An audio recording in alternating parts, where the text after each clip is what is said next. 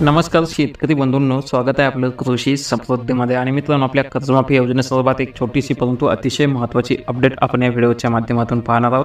पण मित्रांनो, या अगोदर आपल्यासाठी एक महत्त्वाची सूचना म्हणजे जर आपण कर्जदार, थकबाकीदार किंवा पीक कर्ज घेणारे शेतकरी असाल किंवा पीक कर्जाची उचल करून नियमितपणे परतफेड करणारे शेतकरी असाल तर ताबडतोब आताच्या आपल्या चॅनलला सबस्क्राईब करून सोबतचं बेल आयकॉन दाबायला अजिबात विसरू नका. कारण की जी आपली कर्जमाफी असेल, पीक कर्ज असेल, नुकसान भरपाई असेल तर या संदर्भात ज्या काही महत्त्वाच्या अपडेट असतात त्या आपण नेहमी वेळोवेळी पाहत असतो.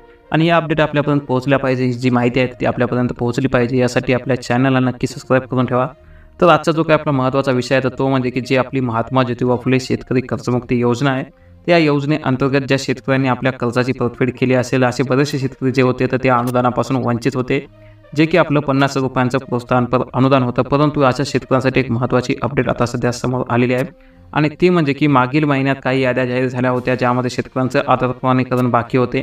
तर अशा जवळपास आपल्या राज्यामध्ये एकूण 14,841 शेतकऱ्यांच्या याद्या ज्या आल्या होत्या त्यामध्ये जे नावं होते तर या याद्यामधील जवळपास 14,841 शेतकऱ्यांनी त्या आपलं आधार प्रमाणीकरण केलेलं आहे. आणि त्यानंतर या शेतकऱ्यांच्या बँक खात्यामध्ये 47,30,00,000 रुपये एवढी रक्कम शासनाने जमा केलेली आहे. आणि त्यामुळे आपल्या सणासुदीमध्ये शेतकरी बांधवांना आता आनंदाची वार्ता मिळाली आहे. आणि याचं संपूर्णपणे सविस्तरपणे पाहायचं झालं तर विशेष म्हणजे की आपल्या राज्याप्रमाणेच आपल्या गडचिरोली जिल्ह्यात सुद्धा 123 शेतकऱ्यांच्या खात्यामध्ये सप्टेंबर महिन्यात 48 लाख रुपये जमा करण्यात आलेले आहेत. आणि हा प्रोत्साहनपर लाभासाठी आपल्या गोंदिया जिल्ह्यातील जवळपास गडचिरोली जिल्ह्यातील 112 शेतकऱ्यांनी अद्याप आधार प्रमाणीकरण केलेलं नाही. तर अशा शेतकऱ्यांनी नजीकच्या सेतू सुविधा केंद्रामध्ये जाऊन किंवा अथवा आपल्या बँक शाखेमध्ये जाऊन आधार प्रमाणीकरण करून घ्यावं असं आवाहन करण्यात आलेलं आहे.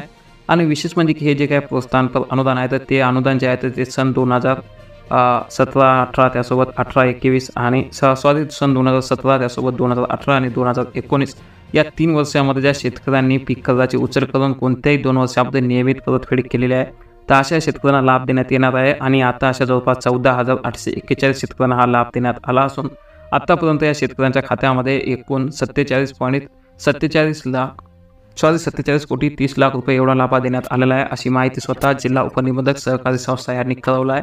आणि या दरम्यान यामुळे आपल्या नियमित कर्ज भरणाऱ्या शेतकऱ्यांना मोठा दिलासा मिळालेला आहे, कारण की यांना हा 50 रुपयापर्यंतचा लाभ मिळालेला आहे. तर विशेष म्हणजे की जी कर्ज मर्यादा आहे, जी 50,000 रुपयाची मर्यादा आहे तर तेवढीच मर्यादा या नियमित कर्ज परतफेड करणाऱ्या शेतकऱ्यांसाठीही ठेवण्यात आलेली आहे. परंतु एक महत्त्वाची अपडेट म्हणजे की जी आपली कर्जमाफी योजना आहे त्या योजनेअंतर्गत कर्जमाफीचा लाभ मिळालेले शेतकरी असतील किंवा आजी माजी आमदार असतील, खासदार असतील, मंत्री असतील, राज्य शासनाचे कर्मचारी अधिकारी असतील किंवा ज्यांचं वेतन 25,000 रुपयांपेक्षा जास्त असणारे मात्र चतुर्थी श्रेणीमध्ये जे कर्मचारी आहेत त्यांना सोडून इतर सर्व राज्य किंवा सार्वजनिक उपक्रमामध्ये जे काही महावितरण असेल, एस टी महामंडळ असेल, अशा अनुदानित संस्था किंवा अधिकारी किंवा असे काही कर्मचारी असतात किंवा ज्या काही निवृत्ती वेतनधारक व्यक्ती आहेत ज्यांचं मासिक निवृत्ती वेतन हे 25,000 रुपयांपेक्षा जास्त आहे, अशांना फक्त या योजनेचा लाभ मिळणार नाही. त्यांच्यासाठी एक महत्त्वाची अपडेट होती.